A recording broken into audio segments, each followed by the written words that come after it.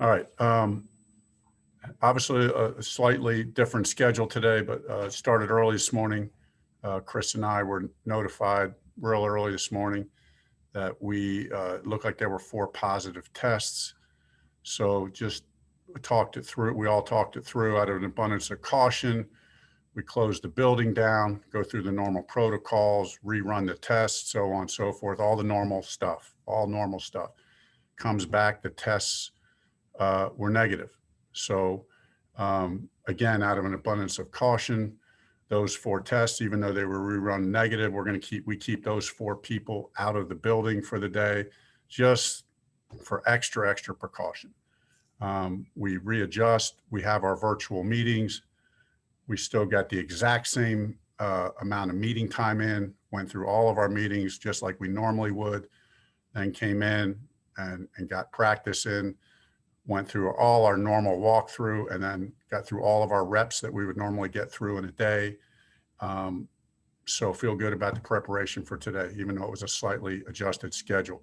Players and coaches did a great job of adjusting on the fly. It really was not a big deal.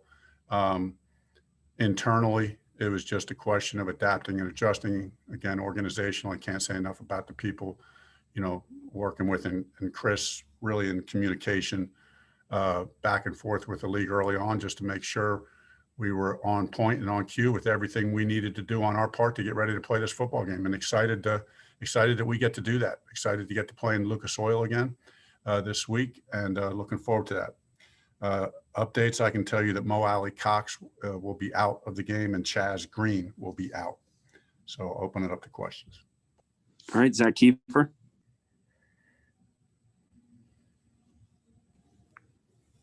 Zach? Frank, what time did you find out this morning? And was your thought moving ahead to the bye week getting changed and the schedule getting changed? And did you let yourself move that far ahead? Yeah, no, it was five something was probably the conversation that when Chris and I were on the phone. And, I pretty much kind of our conversation was, all right, Chris, you stay on point with the league. I'm going to just stay on point with the coaches and the players, getting the coaches ready. So really then my next calls were to the coordinators just to say, okay, let's plan on playing Sunday until we hear anything further. But then let's have plan B and C ready if we're playing Monday night, if we're playing Tuesday, and then plan D as if the thing had gotten postponed. But really, I was more concerned about plan A Sunday, plan B Monday, or plan B Tuesday. Let Chris kind of work through with the league, me just get with the coaches and players, make sure we're on point.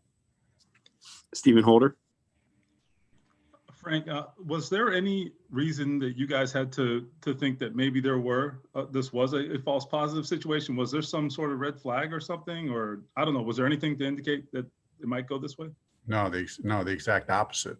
Okay. The exact opposite. In fact, I was having a long conversation with Mr. Irsay last night, just talking about how well I think our players and our organization has done in this regard. I mean, you're never foolproof here. I mean, it can always creep in. A virus is a virus, right? I mean, but I think our guys have done such a good job. We've done, we're not perfect, but I think we've been very diligent. And so, yeah, I was surprised. And just to follow up, you have said since the day you guys got in the building that you had to be ready for something like this or anything really. And, yeah. Just do you think preaching that constant message, paid off a little bit? I know it wasn't the end of the world in the end, but no, I do think you're right, Stephen. I've said this probably 3 or 4 times. Every time there's been a quote unquote scare, I use it not to wear it out, but just take a 15-second or a 30-second announcement in a meeting. Hey guys, remember this can happen anytime, anywhere. We don't know. We're built for this, right? Create the mindset that you're built for anything. We can come from behind. We can win when we're ahead. We can win under any circumstances. If we have to adjust without practice, with practice, try to create a mindset. And that's easy with our team because of the kind of quality players we have. Mike Chappell. Yeah, Frank, not to get too deep in the weeds, but you said 5 something when you got the call. Are you an early riser? I mean, was that your wake up call today or were you up? No, I was up. That's usually 5 o'clock is usually around wake up time. again, those are you can't prepare yourself for that. But like Steven said, you sort of are braced for whatever. Yeah. Because you just don't know. No, we really, I mean, literally, Chris and I talk about this every week. I mean, multiple times a week, being ready. I think Chris has done an outstanding job, with the organization in many respects and with the team. But, I just think we've tried to stay on top of it. But, and our players have just, every time, every time we've talked to them about it, the handful of times that we remind them or talk to them, or you can tell, when you're up front and you get the heads down, like, oh, please, are you telling, and that's not been the case. The guys know this is serious business, and we're trying to do our part. George Bremer. I hate to use the term dry run because I'm sure it was a really serious situation this morning, but does it feel like in some ways you were able to test the protocols and see how you would react in this situation? No doubt. And, no doubt. And again, that virtual off season that we had made it feel like seamless. Like, when we eventually set the schedule, we were trying, once it all came together, and we were setting the time for the team meeting, and knowing that we were going to have the meetings virtually and then come into practice, the turnaround time was pretty quick. And, how quickly our coaches turned around, turned all their install thing into virtual meetings. It was flawless. And I think they did a great job in the meetings. Players did a great job. Everybody was locked in. Literally, like I told Chris, we got in, I said, it just felt like a normal Friday meeting. It felt like a normal Friday meeting, like we did our normal install meetings, and, let's go practice. Just a quick follow too. Does this mean Darius and Denico at least have a chance to play on Sunday? We're going to wait till tomorrow, to make, Darius is going to be listed as doubtful. I can tell you that. But we're going to wait till tomorrow to make all final decisions on those guys. Okay, Mike Wells. Hey, Frank, I got a two-part question. The 4 people that you guys had stay away from the facility today, will they be back in tomorrow? And then part B, you made a mention about the whole, preparing for a game on Monday, preparing on Tuesday. How far back did you guys start thinking about these, how you guys had to adjust on the fly? Was this something in training camp that you guys said, all right, we got to prepare for all scenarios and be able to react very quickly as far as the schedule goes? Yeah, no, I think we've talked through all the scenarios. We've been talking through them for a while. It's hard to know what all the scenarios are. I mean, because everything's so new. We've never faced anything like this before. So just have the different pieces in place, the different pieces to the puzzle, to know how the mechanics work, if we have to go to virtual meetings, and that kind of stuff. So, and Mike, I'm sorry, the first part of your question. Will the 4 people be back in the facility tomorrow?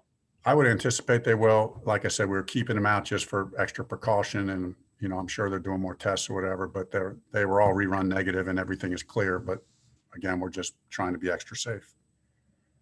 Kevin Bowen. Frank, following up on Mike's question, can you say if any of those 4 people were players? Not at this point. Okay.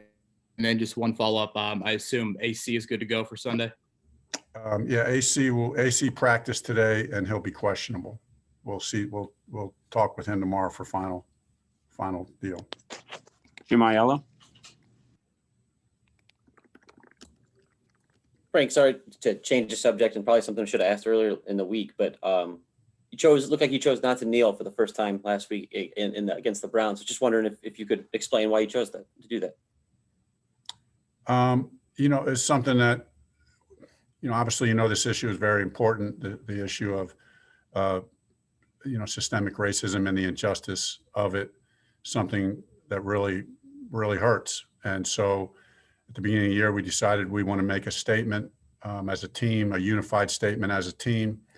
It felt like we did that. And we knew at the beginning of the year when we talked about, well, how long are we going to do this? We knew we wanted to do it more than 1 week because we didn't want it just to be an emotional reaction. We wanted to show our own conviction and to show the world that this was important to our organization, and that we were going to match it not only with the statement that we made during the game, but what we did during the year and what we continue to do. So we knew at some point we would make a transition. And after going through it a few games, we decided that we kind of break our season up in quarters. So by making a stand and that statement for the first 4 games, that felt like the right thing to do. And then now transition to the continued work of fighting against systemic racism and the inherent injustices that are in it. That fight's not going to end. Our conviction is still the same. We're just transitioning to action in the community, and we'll continue to do so. Okay, we'll take 3 more. Stephen Holder, you're up next. Frank, just one thing you mentioned practice. I know you guys had like a slightly different protocol today that you were under. Yeah. With the meetings being virtual. I know there were some restrictions. Did that impact practice at all? And you said you got all the reps in, but were those walkthrough reps, or did you get all the practice reps in too? Yeah, well, good question. And it was the quote unquote intensive protocol.